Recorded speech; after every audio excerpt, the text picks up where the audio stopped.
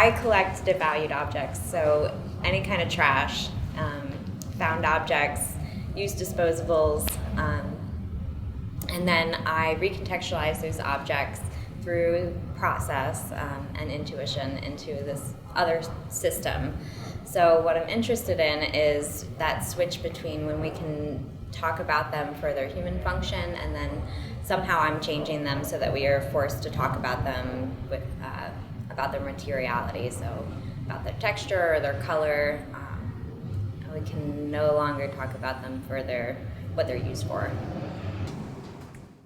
I think it's interesting to look at these things if I'm trying to figure out why things become devalued, to look at them in that context of having the object be a way for me to figure out what actions got it there. There's a great quote that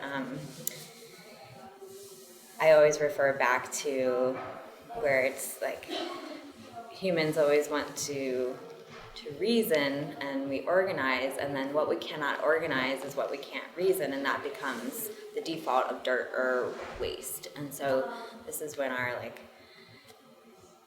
that property that's very human just completely malfunctions, and we lose that capacity to organize. And even that happens in my studio sometimes, where I'm like, I don't know where to put this. This is just too much stuff.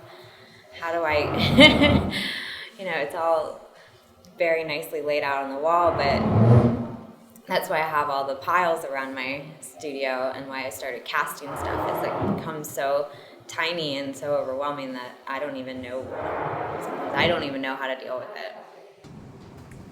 I want to connect the everyday more into art. For me, it's an everyday process. I pick up stuff almost every day, and I think it does go back to thinking about how we connect with the world.